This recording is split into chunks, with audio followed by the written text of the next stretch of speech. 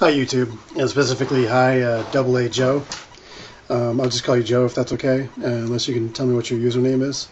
I'm here today to answer your questions because you said that not a lot of Christians think about these things. Well, previously I was an atheist, and I did think about all the questions that you proposed today quite a bit before becoming a Christian and since becoming a Christian. So let me just start with your first question. That horrible, horrible act. What does that say about you? It already said something horrible about your God. The Great Flood potentially killed millions of human beings. And I would say that they were innocent.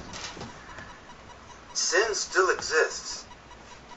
Okay, so you're asking, how can I agree with God for causing the flood and killing all those people? Well, for one, you said that you would say that they're innocent, but the Bible says that they weren't innocent. Read Genesis 6:5. That verse describes that everything had gotten rotten, basically. And from Genesis 6:1 to 6:5, it describes that basically the earth was kind of the antediluvian hellhole of Nephilim and things of that nature. But regardless, I mean, I don't think you even have to look at the Bible verses for that, because if God is responsible for the deaths of every single living creature throughout the history of the universe, then it's arbitrary whether he kills them in a flood or he lets them die of cancer or get attacked by packs of dogs or die in car crashes or bar fights. It doesn't matter. The Lord giveth and the Lord will taketh away. And Jesus also said that it's assigned once for a man to live, and then comes judgment. So if God kills everybody, is it really worse that he kills everybody in a flood to wash the world anew? I really don't think so. So I really don't think that... I do agree with God in doing that, because I agree with God taking my life away after he's given me life. It's no problem here. And your other question was... Oh, Jesus was totally wrong about judging others. Hold on a second, please.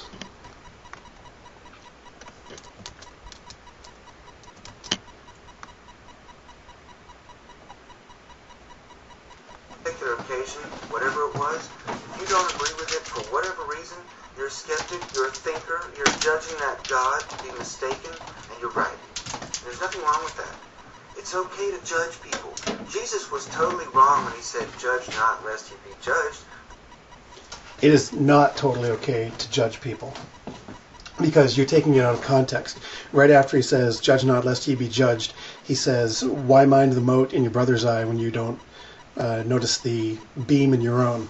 He's saying that the world would be a lot better if people did not judge one another and judge each other's problems without looking at their own problems.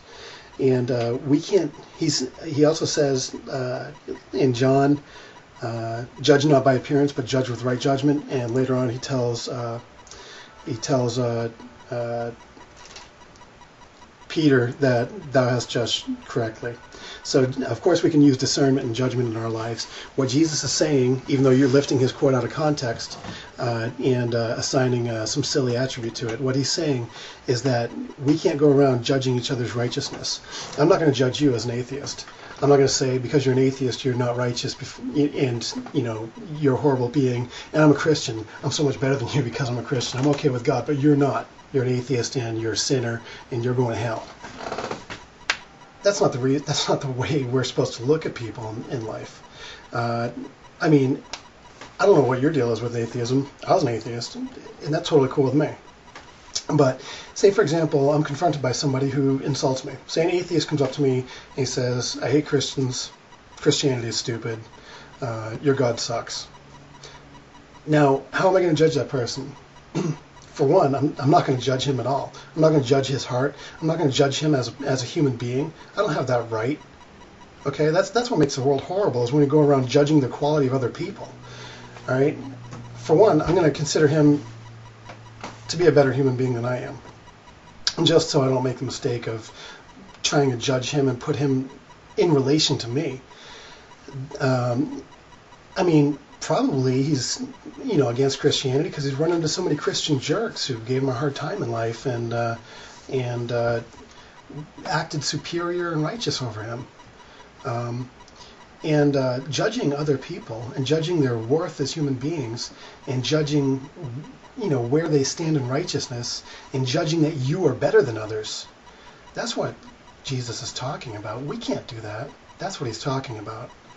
So when you say that Jesus was wrong, that we should judge other people, I'd say you're wrong. I'm not going to judge anybody, and I hope that no one judges me. And it's actually pretty scary, and it should set you on the right path when Jesus says, judge not lest ye be judged. Because if you judge other people, that's going to expand your own ego of what you think you are in relation to others. And it's going to really throw off your perspective in life. And it also has the threat of God judging you with the same yardstick that you judge other people.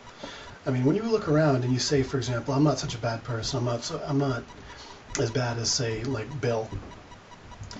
Who's to say, man? I mean, Bill's probably a better person than I am, You just don't even go there. We need less judgment in the world. We need people not to say, those people over there are scumbags for X, Y, and Z reasons, instead of trying to see their perspective and be kind toward them and treat them like human beings. We need less judgment in the world. And your other thing was about why we're worshiping Christ. Let me get to that for you. And I'm just playing this so I don't take your words out of context. I just play your actual words. That's it. 537. Could possibly be more anti-Jesus according to Christians who say don't judge. Well, we have thousands of judges, tens of thousands of judges.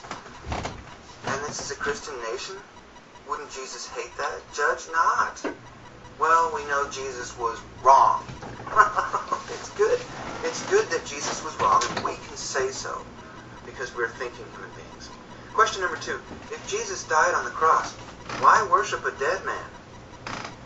And part B of that question, it's a two-part question. If Jesus rose from the dead, then where was the sacrifice? You answer your own question with your second part of your question. We're not worshiping a dead man. Christ lives. I don't know how else to answer that. If Jesus rose from the dead, where was the sacrifice? This is a good question. One apologist said it this way: you can't blame a teacher for giving students a lesson to which he already knows the answer. Christ did know he was going to heaven. He told the thief, "Brother, today you'll be with me in paradise." So he knew where he was going. However, where's the sacrifice? Well, the sacrifice is in the fact that he suffered, and dying is easy. I mean, really, to be honest, you don't have much choice in dying. You go out like that. But to actually go and voluntarily suffer at the hands of Roman torturers and then be crucified, that's where the sacrifice was. I hope that answers your question. I guess Jesus said that love hath no greater display than this, that a man should die for his friends, which really is the ultimate display of love. I mean, it's one thing to like jump on a grenade if you need to protect your buddies. I'd try to throw the grenade out of the fighting hole myself, but say you know it's about to blow off and you jump on it and you save all your friends and sacrifice your life. That's one thing, but to actually weigh the options and consider and then go and die for people who hate you and spit on your name, that's a pretty large sacrifice, I'd say. So I hope that answers your questions. Please feel free to post a video response to this. And no, I do like considering these, and I do like answering them. And I mean, some of them don't have any answers, but these ones I think were pretty easy. So anyway, peace out.